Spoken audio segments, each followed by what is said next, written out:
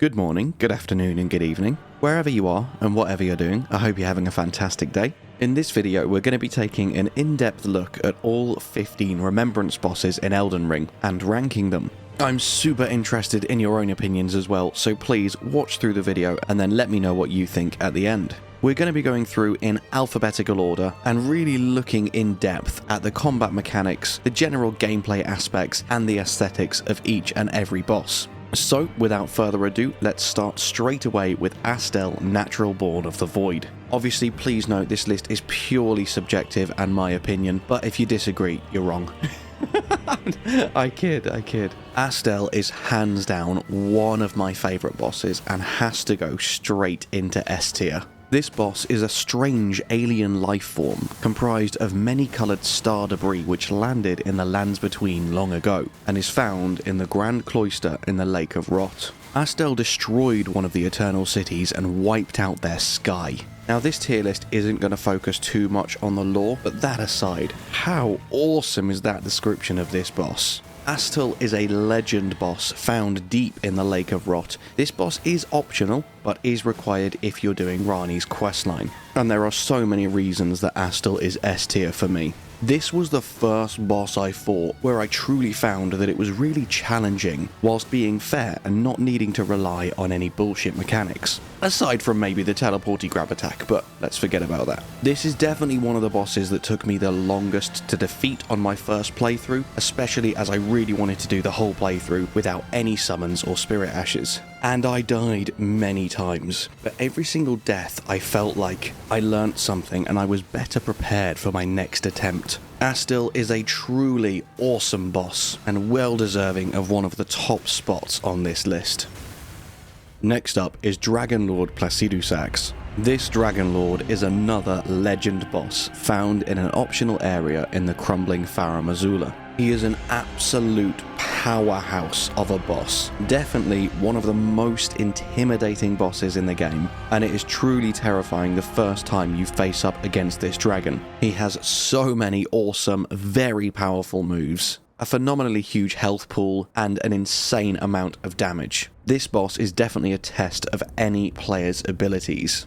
However, this boss has only earned himself a place in C tier for me, because by this point in the game, the dragon fights have already been very, very plentiful. And though he is the most different, all of the dragon fights do start to get a bit samey towards the end of the game, especially in the crumbling Farum Azula when you are fighting tons of them. For me personally, I have always preferred big beasts and monster bosses over your standard normal-sized humanoid enemies, so if it was purely up to my bias, all of the bosses like the fire giant and the dragons and the Elden Beast etc. would be right at the top of my list, but I'm trying to be objective and review all of the bosses without any bias. And I do know quite a few people are quite sick of dragons by this point in the game, so that is why Dragonlord Placidusax, you need to go down in C tier, my friend. And talking of big bad monster bosses, next up we have got the Elden Beast. Even though the Remembrance itself is specifically the Remembrance of the Elden Beast, we'll bundle Radahn into this review as well because he is the first half of this boss fight. And with the two of them combined, they have to go into S tier. We'll put the Elden Beast just behind Astel for a few reasons that we'll discuss now. The length of this boss fight with the absolutely brutal moveset of Radahn plus the ridiculous health pool of the Elden Beast make it borderline obnoxious. It's a Souls game, of course, I would hate it if it was easy. I adored this fight, hence why it's in S tier. Especially for slightly more casual players, as I say, it can get a little bit obnoxious, and there's certain moves that felt a little bit bullshit, hence why Astel just pips him to that top spot in S tier for now. But overall, an absolutely epic fight and an insanely powerful ending to this incredible game. Of course, Radahn Beast had to go into S tier. An absolutely phenomenal boss fight through and through, and one that will stay with you forever. There really is nothing left to say for these absolute machines, so let's move on to the next one on the list, the Fire Giant. The Fire Giant is one of them gimmicky fights, along with Rykard, who we'll be discussing much later on in the video. And the problem with gimmicky fights is you either love them or hate them, really. The Fire Giant, for the most part, is just a DPS check. How much can you abuse status effects like Bleed, or how much damage can you pump out in a short amount of time? Phase 1, wail on his feet. Phase 2, wail on his hands, chest and face. He has a very slow, very telegraphed moveset. It's a super awesome arena, and the boss himself aesthetically looks amazing. It's a super cool fight, and you feel incredibly powerful when you do finally manage to slay him. But as it is one of them fights that kind of relies on a gimmick, you can only rate it so high. So we'll put Fire Giant in the B tier. As I've mentioned already, I love giant monstrous beast boss fights like this more than anything, but there are some far, far better bosses coming, so I couldn't warrant sticking Fire Giant any higher than B. Now that we have taken him down, let's move on to Godfrey, the first Elden Lord. This is a no-brainer. Hands down, my friends, he is taking the top spot. We'll see if anyone knocks him off this spot later on in the list, but for now, Godfrey, the first Elden Lord, and his second phase, Hoarah easily take the top S spot on this list. There is just nothing that I don't love about this fight. This is a true test of a player's abilities, along with the fact that the music for this boss is absolutely epic. Everything about it just makes you feel like a god. This is a truly pleasing fight. Godfrey and Phase 2 Hoarah are both amazing bosses, beautifully voice acted, incredible movesets. It is all action all the time, and if I was to recommend one boss to attempt to get good enough to solo, it would be this boss.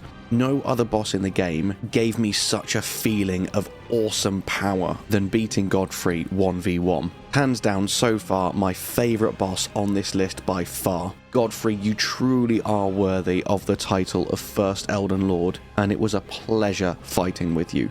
Next up, we have got Godrick the Grafted, likely to be the first Remembrance boss you face, especially for your first playthrough. I view Godrick like an early game Godfrey. He's another one that I had a really fun time mastering. And just like with Astel, at no point did I feel like his movesets were broken or unfair. I lost a few times, every time I got a bit better until I was finally able to defeat him. A really solid early game boss fight, very fun, though nothing too insanely memorable. So I think we need to put Godrick in A tier. Really great early game boss, amazing fight, nothing mind-blowing, but very, very solid A tier boss. Now let's move on to the second and only other dragon on this list, Lichdragon Fortissax. This massive four-winged black dragon is entirely optional and very missable, however is required to finish Fia's questline and unlock the Age of Duskborn ending. The lore around this dragon and this whole questline is absolutely incredible.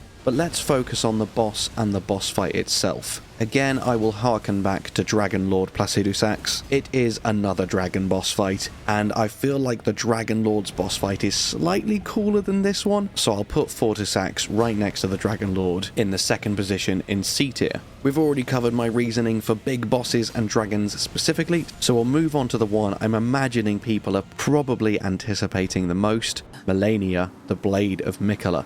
I've mentioned once or twice about bosses being really powerful, but feeling fair? This is the one boss in the game that doesn't just tiptoe that line, she tells it to fuck right off and dives headfirst into the realms of cheesy unfairness. Malenia is undoubtedly one of the coolest NPCs in the whole entire game, and being able to cosplay as her and wield her armor set and her weapon once you've defeated her really bumps her rating up. There is also an incredibly awesome questline tied to her. It is very hard to argue that Malenia isn't the coolest person in existence. For that reason, combined with the fact that she's just a little bit too cheesy and a little bit too bullshit for my liking, places her firmly at the front of A tier. I so desperately wanted to put her in S, but the fight is personally just a tiny bit too needlessly hard and makes this very inaccessible for less experienced players. But everything else about how incredibly cool this boss fight is keeps her firmly in A tier.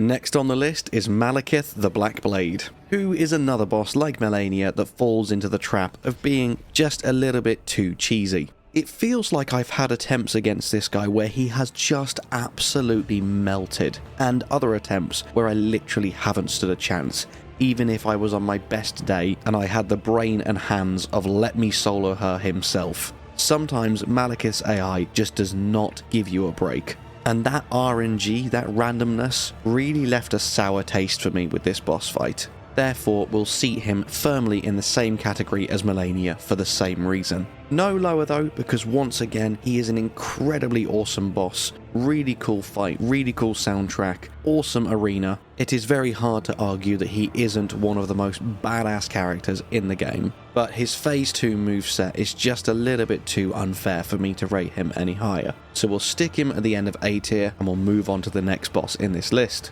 Just before we get into that actually, at this point in the video, I'd just like to give a huge shout out and thank you to all of our members over on Patreon, and very soon even more rewards will be coming your way to thank you for your support. If you want to know more, head over to patreon.com/domsroundtable. Now, Mohg, the Lord of Blood.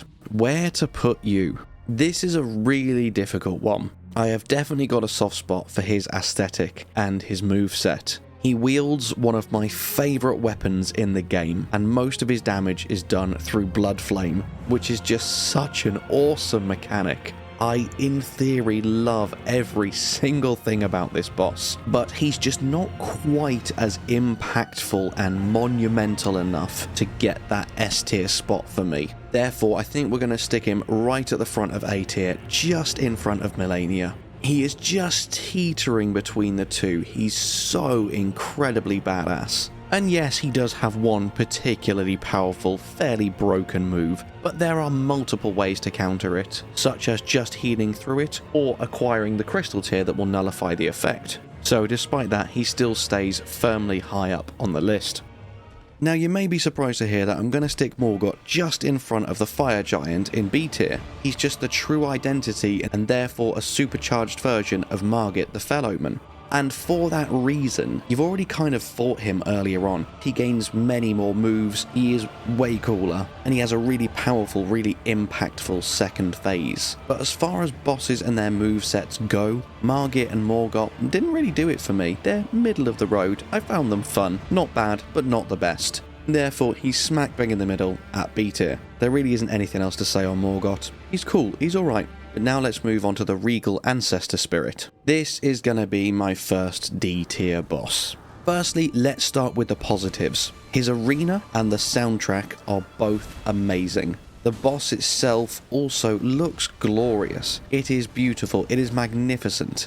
Unfortunately, for me personally, there's no redeeming factors when it comes to the actual combat of this boss fight. You're probably going to come here either very over-leveled and two-shot it, or way too under-leveled and have a terrible time, because given enough time, it has some really horrible moves. The fact that it jumps around the arena so much means that it's practically impossible for melee classes to hit. It is just a really painful, horrible dance of a boss fight. I did not have a good time. I did not have a pleasant experience with this. This boss has never really given me any troubles. It just wasn't an enjoyable experience. With spells and incantations, especially coming at the right level, it was really easy. And in melee, it was just impossible because you couldn't hit the bugger. Just felt like a really awkward, really clunky boss, and I just didn't have a good time with it. Therefore, Regal Ancestor Spirit, you are the first boss on this list that gets put in the D tier. I am sorry, because you look very cool, and I'm sure you're wonderful. And next up, we have Rennala, Queen of the Full Moon. I'm just going to rip the band-aid off and let you know that I'm reviewing Rennala even lower than the Regal Ancestor Spirit. Rennala is going right at the bottom of D tier. For a fairly similar reason, I just found her fight super underwhelming. Phase 1 is literally just kill some helpless kids and then kill her. And then you move on to her true form, which is better, for sure. The arena's cool, and she has some very awesome moves. I like the fact that you have to deal with her spirit ashes as well, but I truly just found the whole experience underwhelming. Too easy, very boring. Rennala, I'm sorry, but you just don't do it for me. Now we move on to a boss that really does do it for me, and that is Rykard, the Lord of Blasphemy. I'm going to let you know up front, I'm sticking Rykard at the very top of B tier. Being another gimmick boss fight, I cannot bring myself to rate him any higher, but as far as all the gimmick fights in the game go, this is my favourite. Both of his phases are awesome. He is the most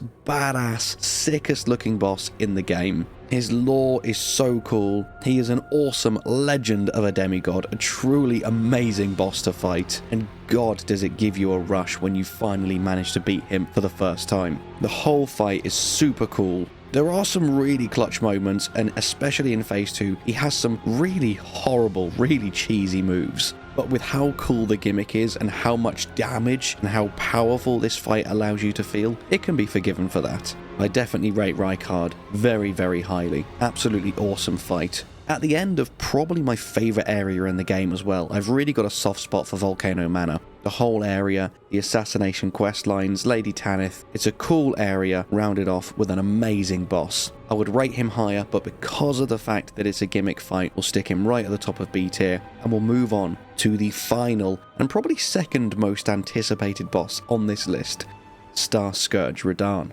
I've been singing the praises of a lot of bosses, aesthetics, arenas, soundtracks, you name it, throughout this video, but this guy tops them all. Star Scourge Radahn is the epitome of epicness. His backstory, his lore, how he got his power, how he is so powerful, everything about him is so incredibly cool and epic. Technically, you could view this boss fight as one of the gimmicks because it's kind of required to summon all of the spirit ashes throughout the arena. I know you don't need to, I know people have done it without it, but for us normal people that aren't absolute gods at the game, you do kind of need to use the gimmick. So, using my own logic, he should only go at the top of B tier, but honestly, I am gonna rate him second from the top, just behind Godfrey, the first Elden Lord. Because Star Scourge Radahn really is the exception to that rule. He is so incredibly awesome and truly worthy of the throne that he sits on. He is an absolute powerhouse, and that fight is a blast. It truly is amazing.